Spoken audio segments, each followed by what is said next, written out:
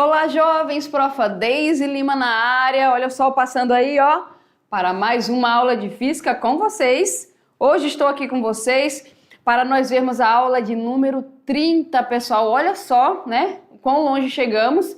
Então, várias aulas aí passadas, vocês estavam estudando com o professor Maicon, a física aí do primeiro ano, certo? E hoje nós vamos continuar falando aí de algumas leis essenciais dentro da mecânica que estuda o movimento.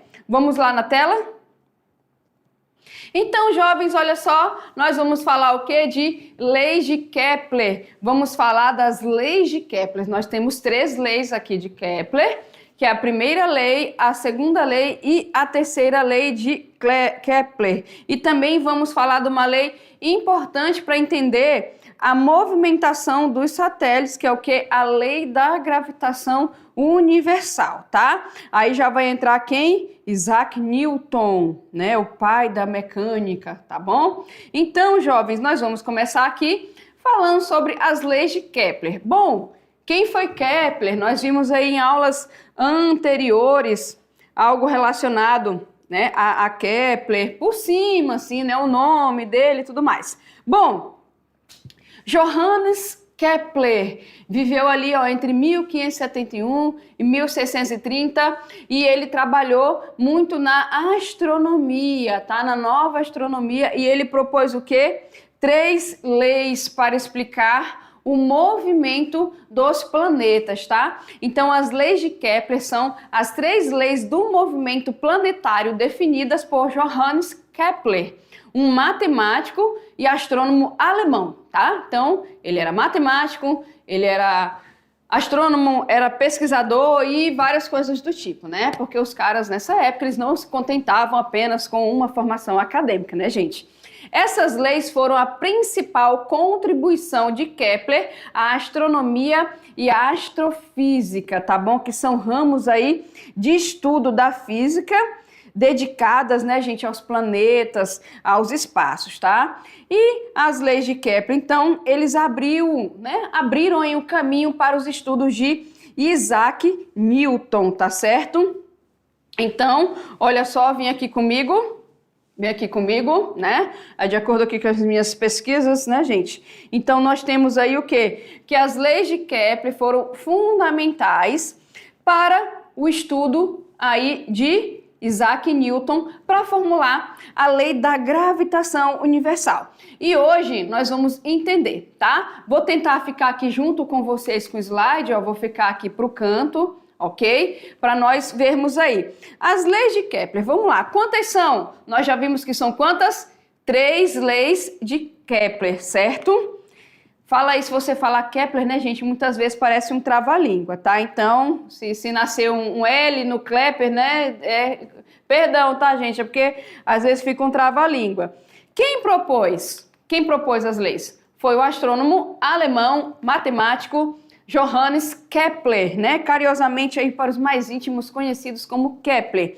E para que serve, jovens, a lei? Bom, a lei ela vai servir, rege os movimentos dos planetas do sistema solar, seguindo o modelo heliocêntrico, tá? Então, isso em aulas anteriores com o professor Maicon, vocês devem ter visto o modelo heliocêntrico e o modelo geocêntrico, né, gente? O cêntrico vem de centro, é aquilo que está no centro. Então, hélio vem de Sol, tá certo, né? Porque é um elemento químico que faz parte da composição dessa nossa estrela, né, que é o Sol, e cêntrico, que está no centro. Então, o modelo heliocêntrico, que é o modelo lá planetário heliocêntrico, é o Sol no centro, né?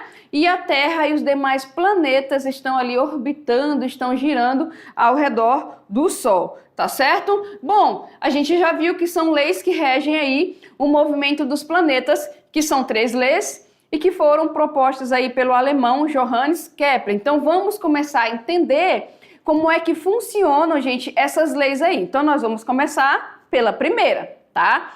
Então, a primeira lei de Kepler. O que que fala, jovens? A primeira lei de Kepler. Vamos ler aqui comigo. Olha só. Qualquer planeta gira em torno do Sol, descrevendo uma órbita elíptica, na qual o Sol ocupa um dos focos. Então, o Sol vai estar aí no foco. Aí você, professora, elíptica, parece que eu vi isso lá em matemática. É a mesma coisa? É uma elipse? É o formato geométrico de uma elipse? Exatamente. Então, essa órbita aqui, pessoal, elíptica, é o formato da trajetória lá dos planetas, tá certo? Então, essa é a primeira lei e é chamado o quê? Justamente a lei das órbitas, tá certo, né? Então, o nome aí é bem sugestivo ao que fala na primeira lei. Então, vamos repetir aqui: qualquer planeta gira em torno do Sol, descrevendo uma órbita elíptica onde o Sol ocupa um dos focos, tá? Daqui a pouco a gente vai ter figuras, vocês vão conseguir visualizar melhor. Então, primeira lei, lei das órbitas, ou seja, é o caminho, o formato da órbita que o planeta lá realiza, tá, gente? Em torno do Sol, ok? Ok? A correção, gente, ó, Copérnico, vocês já também ouviram falar neles aí com o professor Michael em aula passadas. Então, a correção do sistema de Copérnico, procurada por Kepler, é expressa na sua primeira lei, tá? Então, conclui o quê? Que, além, né, gente, concluiu que realmente os planetas se movem em torno do Sol, but, suas órbitas são elípticas e não circulares, né? Porque se nós formos ver os modelos anteriores, né, vocês já estudaram isso com o professor Michael, a gente tem o quê? Órbitas circulares, círculos.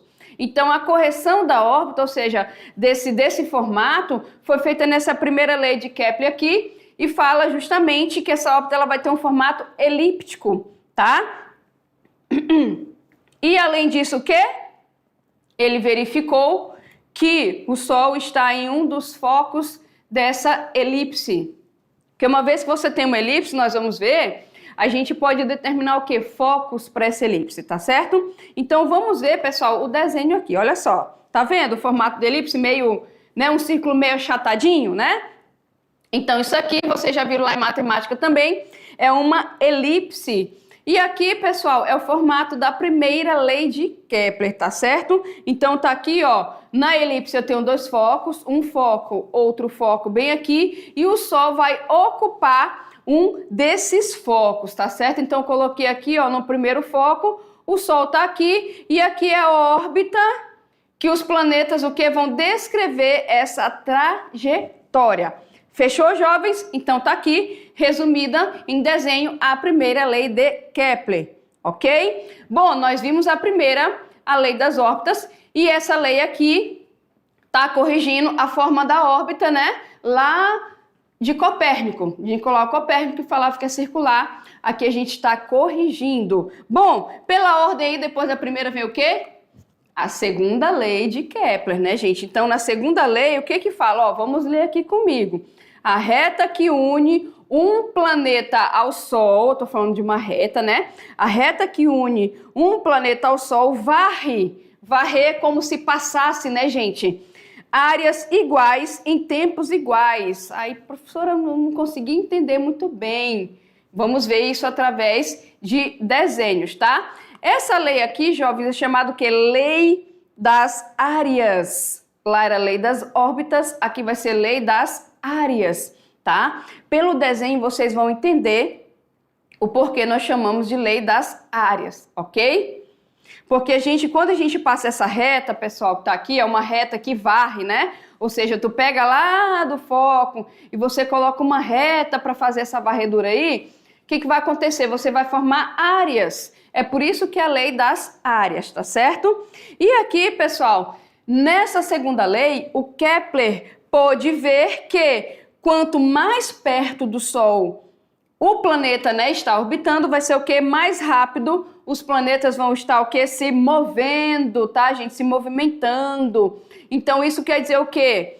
Que é uma relação, né, uma relação inversa. Como assim, professora, uma relação inversa? Ou seja, quanto mais perto, mais rápido, ou seja, quanto menor essa distância, maior vai ser essa velocidade aí, tá certo? E quanto mais longe do Sol, mais lentamente eles se movem. Aí você pode estar duvidando assim, professora, mas quando eu trabalhei lá a equação da velocidade, que é distância sobre tempo, eu podia falar que estava diretamente proporcional. Como aqui aconteceu isso? Aí, jovens, você pode pensar na seguinte brincadeira. Aqui, quando a gente fala de planeta, imagine que você está trabalhando com 2 ímãs, por exemplo. Aí eu pergunto para você coloca os 2 ímãs aqui a uma certa distância, ok? Você concorda comigo que quanto mais eu aproximo um metal ou uma moeda de um ímã, mais rápido ele se move em relação ao ímã? É como se fosse uma atração que aumenta quanto mais perto o metal está do ímã. Aqui, gente, a gente pode fazer essa relação também. Então, o Sol, ele vai estar exercendo uma atração nesses planetas. Então, quanto mais perto esses planetas estiverem do Sol, mais rápido eu vou ter esse movimento, tá certo? Bom, e aí, jovens, olha só. A partir disso, dependendo então da distância que um planeta dista do Sol, a velocidade do movimento será o quê? Diferente. Então, essa velocidade do movimento desse planeta vai depender da distância que ele está do Sol. Então, quanto mais perto ele estiver, mais rápido vai ser a sua velocidade. É só você associar lá com o ímã, tá bom? Bom, e aqui, jovens, olha só, a gente vai ver, olha, uma figura, né, bonitinha. A gente pegou aquela mesma figura lá da primeira lei, que é a lei das órbitas, colocou aqui, ok, para a segunda lei, e colocou as retas. Então, o que que nós fizemos aqui? Olha só, a gente colocou o planeta aqui, como vocês podem ver, e adotou posições para esse planeta. Então, vocês podem ver aqui, ó, que dessas posições, eu vou ter aqui dentro áreas que são geradas, tá? E a partir disso, né, o Kepler colocou isso daqui como a lei das áreas, tá certo? E depois da segunda a gente vai ter o quê? A terceira lei de Kepler, gente, que fala o seguinte: a terceira lei, ela vai ser assim, de certa forma um resumo, não, ela vai ver a complementar as outras 2 leis, tá certo? Como assim, professora, complementar? Bom, na primeira a gente viu sobre a órbita, que é a trajetória que o planeta percorre. Na segunda, a gente viu sobre pontos que eu consigo ocupar e eu posso visualizar essa área. Na terceira, gente, a gente vai falar o quê? Os quadrados dos períodos de revolução dos planetas são proporcionais aos cubos dos raios de suas órbitas. Ai, minha nossa, professor, não entendi, explica. Pessoal, olha só, vamos lá, o que é período de revolução? Quer dizer que os planetas vão se revoltar, gente, fazer uma revolução? Não, jovem, isso daí é lá do movimento circular. A revolução é uma volta completa, tá? Então, período de revolução, o período, ele vai ser o quê? O período é um intervalo de tempo em que determinado objeto demora para fazer uma volta, ou seja, no caso, uma revolução. Então, traduzindo, é o tempo que demora para se fazer uma volta, ou seja, o período de revolução, certo? Ou seja, o tempo que demora para dar uma volta. Vai ser o quê? Proporcional, é a relação de proporcionalidade, ou seja, quanto maior esse tempo de uma volta, vai ser o quê? Maior o cubo do raio de sua órbita. Ou seja, porque eu tenho lá um planeta, certo? Ok? Ele está numa trajetória elíptica aqui, beleza? Mas o planeta, ele tem um certo raio, ok? Que é do centro até a borda, tá bom? Se eu colocar esse raio ao cubo e eu for fazer uma relação, gente, com o tempo que esse planeta vai demorar para dar uma volta, eu faço essa relação aqui. Ou seja, é proporcional, tá? Ou seja, o quadrado do período, ele fez uns cálculos matemáticos, a gente não vai demonstrar aqui, mas ele concluiu o quê? Que o quadrado desses períodos é diretamente proporcional ao cubo do raio das órbitas. E eu também vou chamar o que então aqui de lei dos períodos, tá certo? Que é a lei dos tempos, né, gente, de revolução, tá? E essa lei, quais são as consequências? Ela aponta a existência da relação entre a distância de cada planeta e o seu período de translação. Ou seja, que distância é essa? A distância, gente, de cada planeta que a gente viu lá na primeira lei, né? Dos focos que estão aqui, que a gente viu na segunda lei, colocando aqueles desenhos, puxando aquelas retas, certo? Então, essa lei aqui, ela fala o quê? Eu tenho uma relação entre a distância do planeta e o seu período de translação. Nós nos vimos lá na segunda que quanto mais perto ele estiver, mais rápido ele vai se mover, não é isso? Quanto mais longe ele estiver, mais devagar ele vai se mover, certo? Isso tem a ver que nós vamos ver também com a lei lá da gravitação universal, a lei da atração e tudo mais, tá certo? Então aqui, consequência dessa lei me fala o seguinte, eu vou conseguir relacionar a distância do planeta com o tempo que ele demora para fazer essa volta, essa revolução. Aí tá aqui, né, só para explicar período de translação. O período de translação descreve a volta, gente, em torno do Sol, tá? Corresponde ao período de 1 ano, nesse caso, falando da Terra, tá certo? Falando da Terra, ok? Rotação é o tempo em que dá uma volta sobre, ó, eu virando aqui, ó, sobre você mesmo, certo? Translação é o tempo que eu demoro para dar uma volta em torno de alguma coisa que eu estou, ó, orbitando, tá certo? Então a gente tem essa diferença aí, fechou?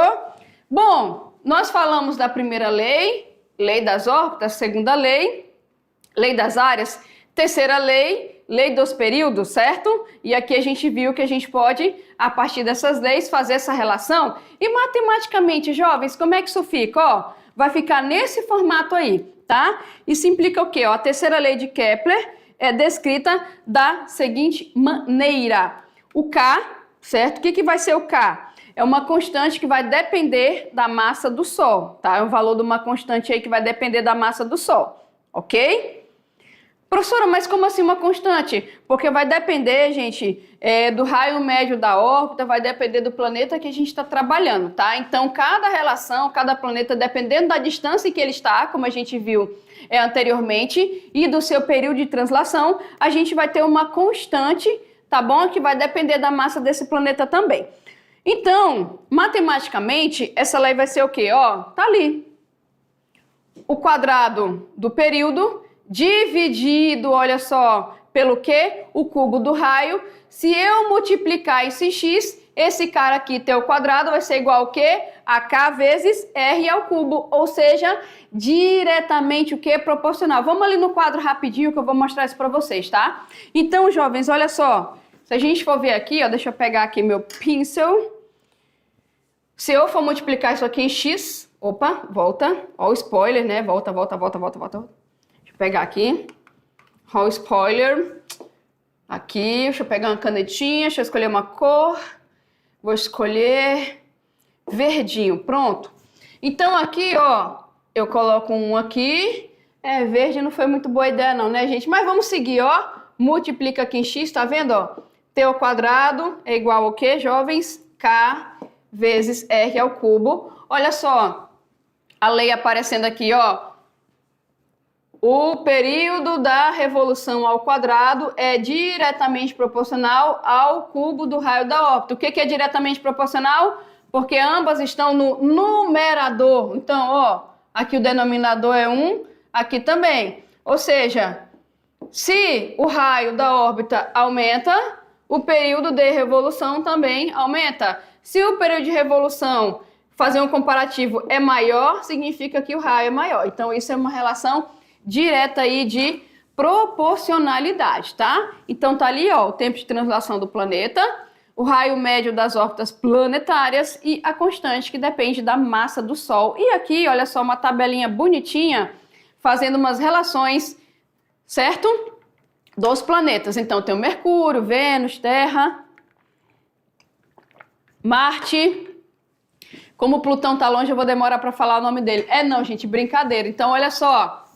Eu tenho aí, ó, vem aqui comigo, o período, né, gente, da revolução deles em anos, tá certo? Tá aí, ó, o período, né, em anos, e o raio médio das órbitas, tá certo? E ali, se eu for usar a terceira lei, eu vou ter uma relação. Então, se eu pegar nessa relação dessa constante, se eu pegar aqui, ó, esse período aqui, fazer ele ao quadrado e dividir pelo cubo do raio da órbita, o que eu vou ter? A constante, tá, de Kepler. E aqui eu tenho uma tabelinha bonitinha de relação entre o período de revolução e o raio das órbitas dos planetas, ok? Então, utilizando aqui a terceira lei, eu consigo perceber tá? Essa constante, elas têm valores bem parecidos, mas de certa forma são diferentes, porque nós vimos que depende também de cada planeta. Fechou? Sendo aí, pessoal, como eu estava comentando com vocês, essa questão dos valores, né, que são aproximados. Sendo que as respostas destes, se aplicadas na equação, são aproximadamente o quê? 1,00. É só ver a tabela anterior para a gente perceber, tá? Portanto, pessoal, o que eu posso concluir a partir disso? A razão entre os quadrados dos períodos, a razão é o quê? A divisão entre os quadrados dos períodos aí dos planetas, né, gente, translação, e os cubos dos respectivos, né, raios aí, órbitas, né, desses planetas, das órbitas sempre será o quê? Constante. Então, a partir dessa tabelinha aqui, ó, eu posso perceber, gente, uma constância na constante. Olha só. Olha o trocadilho, gente, uma constância na constante. Ou seja, se é uma constante, e eu for pegar aqui vários exemplos, eu tenho que obter valores o quê? Bem aproximados. Então, eu vou ver 1,00, é um valor que se repete aqui, como a gente for ver. Então, eu posso perceber uma constância, ou seja, algo que se repete nessa constante aí. Fechou? E isso eu posso observar utilizando, deixa eu destravar aqui, a minha terceira lei de Kepler, né? Então, a razão, ou seja, se eu pegar o tempo que demora para dar uma volta ao quadrado e dividir pelo raio aí, certo, dos nossos planetas, eu vou ter números bem aproximadamente iguais, né? Pelo menos até na segunda casa aí da vírgula, né, gente? Que é 1,00. Então, 1,00. Isso já é o suficiente para falar que isso aí está se repetindo, que é constante. Fechou? Ok? Lembra que nós falamos lá no início que as leis de Kepler, né? Elas foram base para quem? Para Isaac Newton fazer a lei, né? Fazer não, né, gente? Escrever a lei da gravitação universal. Isaac Newton, ele pegou muitos estudos de quem? De Nicolau Copérnico, de Johannes Kepler, entre outros físicos, né, e grandes nomes aí da física, da astronomia, da matemática, para basear os seus estudos. Tem até aquela famosa frase de Isaac Newton, né, em resumo, que fala que se longe cheguei, foi porque eu estive sobre o quê? Ombro de gigantes, né, gente? Então, ele nessa frase ele mostrou a humildade de falar que todo o estudo dele não veio de nada, que ele se baseou em grandes nomes como Kepler, Galileu, Copérnico, né? E com a sua expertise, sua inteligência, ele escreveu o cálculo, escreveu várias coisas aí dentro da mecânica. Então, jovens, a lei da gravitação universal de Newton, ele estuda o quê? O movimento dos planetas com base nas leis de Kepler. Newton observou que como eles descrevem órbitas em torno do Sol, devem estar sujeitos a uma força centrípeta. Como assim força centrípeta? Uma força, gente, que está puxando eles para o centro, certo? Então, aquilo que atrai para o centro é força centrípeta, ou seja, a força que é a causa do movimento, que a gente vai ver isso em dinâmica, a força que é a causa, gente, de qualquer movimento, tá? Nesse caso é uma força centrípeta. E aqui empurra para fora, você tá fazendo uma curva no carro, parece que você vai, né? Quase que eu saio aqui, ó. Parece que você vai o quê? Sair. É força centrífuga, tá? De fuga para fora, tá bom? Então, ele falou o quê? Se tem isso, é porque tem uma força que une no centro, né? Ok? É uma força que une aí no centro. Fechou? Falando nisso, gente, Newton quis dizer que as leis do movimento elaboradas por ele seriam válidas também para corpos celestes, né? Para corpos maiores, tá certo? Bom, continuando, a lei aí da gravitação universal vai falar o seguinte para nós. A força centrípeta que mantém um planeta em sua órbita, ou seja, para que ele não saia, né, gente, da trajetória dele, deve-se à atração do Sol sobre esse planeta, que é o que nós estávamos aí comentando anteriormente. Ou seja, a Terra e os demais planetas descrevem os seus movimentos, né, nas suas órbitas, justamente por causa da atração que o Sol exerce, gente, sobre cada planeta desse daí. Se não fosse isso, bye bye, né? E ele designou aí, ó, por F, que é o vetor, essa força centrípeta. A força centrípeta aponta do planeta para o Sol, ou seja, o sentido é do planeta para o Sol. E a direção, certo? Vai depender de onde ele está ocupando ali, tá bom?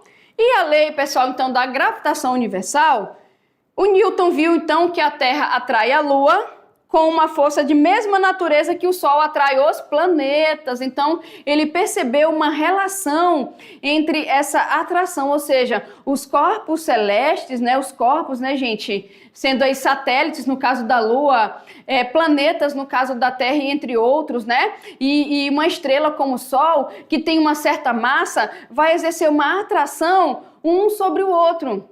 Tá bom? Mas aí ele começou a perceber que essa atração, gente, não era dada de qualquer forma. Por quê?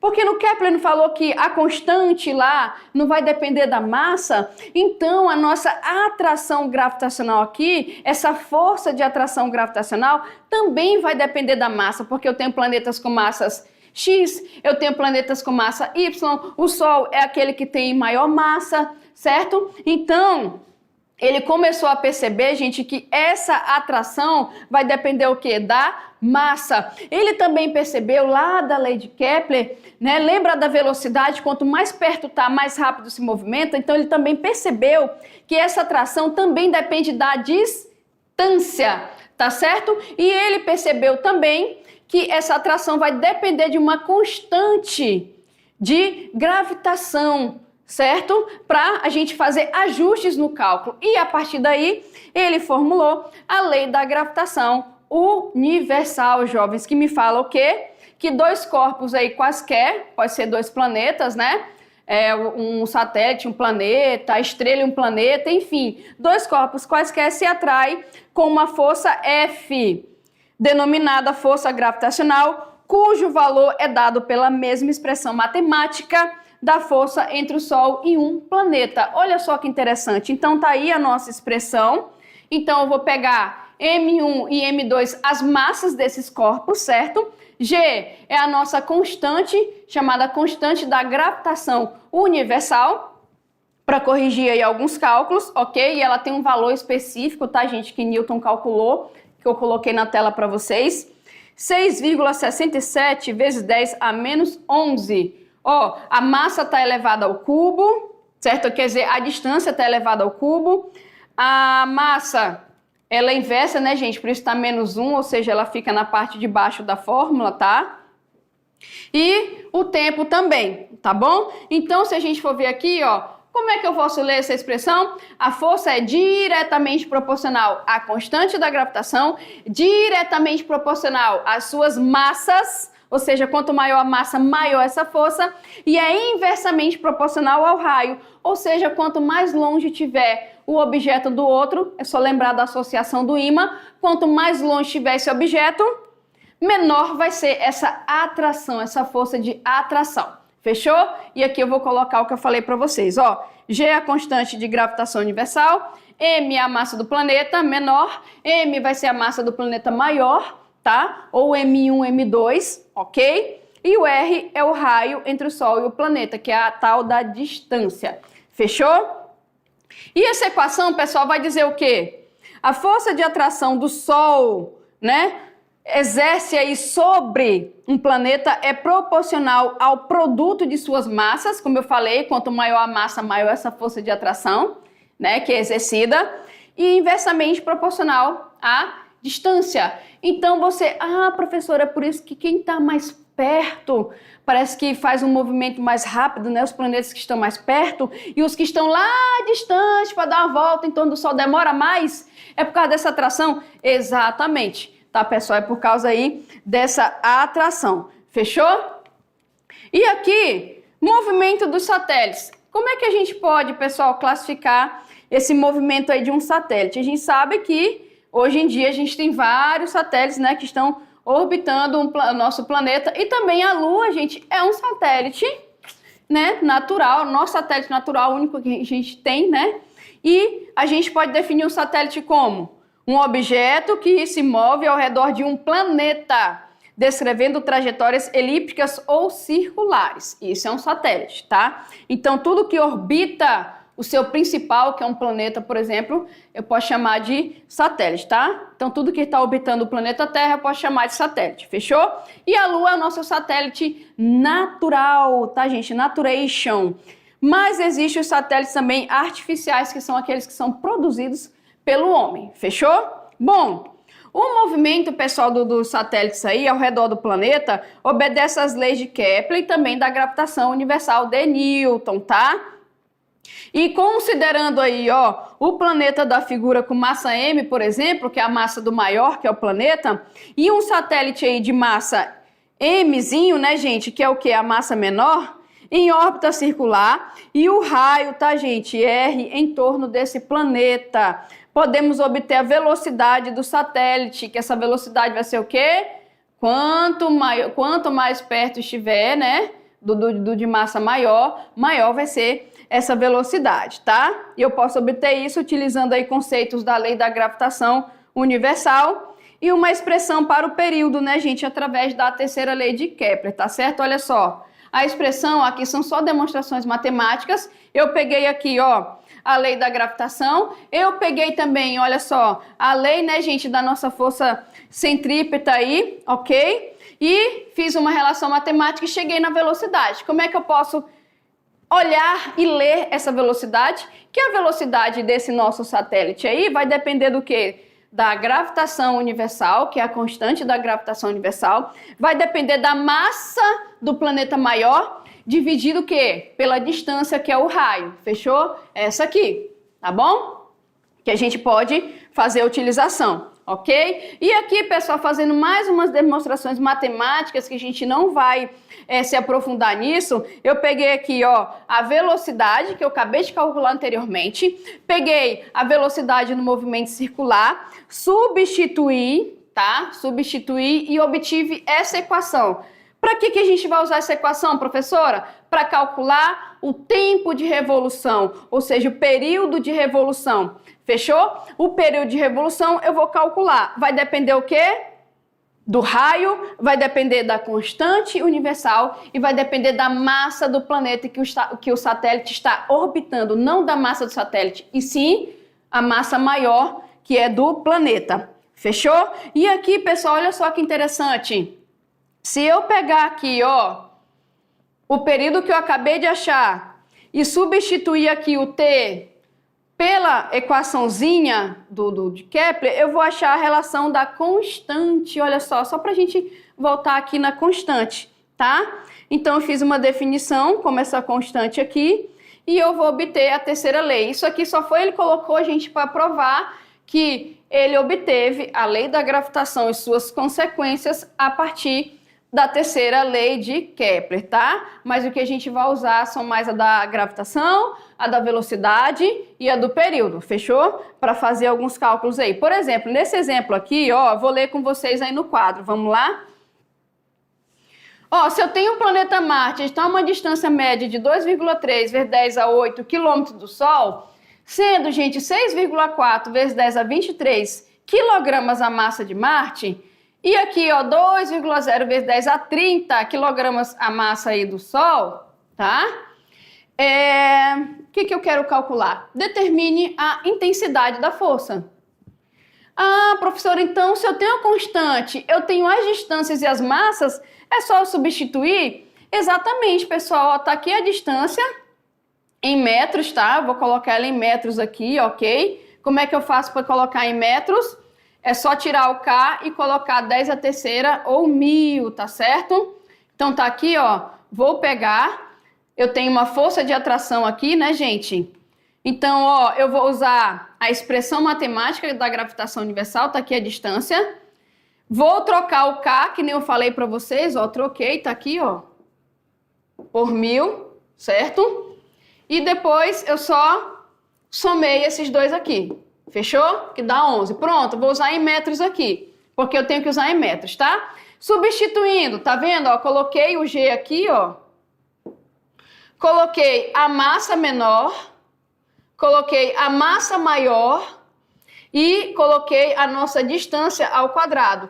Aí aqui eu vou fazer o quê? As manipulações matemáticas, né, gente? Eu vou multiplicar esse número com esse, conservar a base e somar o expoente. Aqui eu vou também multiplicar este número vezes 2. E esses aqui eu vou somar. Vamos ver como é que vai ficar. Olha aí, ó. Certo? Tá aqui, ó, a multiplicação. Somei e fiz a divisão aqui. Vou dividir aqui, divide o número, conserva a base e subtrai os expoentes, tá aí. E aqui, por último, eu vou multiplicar, conservar a base e somar o expoente, levando em consideração o sinal. Não posso esquecer do sinal. Então, fica menos 11 mais 31, fica 21. Está aqui, gente, a nossa força de atração. Vem aqui comigo, fechou? Bom, viu ali como é que a gente fez o cálculo, né? Nossa manipulação matemática de como eu posso calcular essa força de atração. Eu só tenho que prestar atenção o quê? Nas unidades, distância em metro, massa em quilograma. E eu tenho que ver, quando eu multiplico, eu somo o expoente, quando eu faço a divisão, eu vou subtrair, mas olha só, gente, se liga no sinal, tá? Não vai esquecer do sinal do expoente antes de aplicar a regra, fechou? Bom, essa foi a nossa aula, espero que vocês tenham curtido e depois eu volto com vocês com mais conteúdo de física. Tchau, tchau!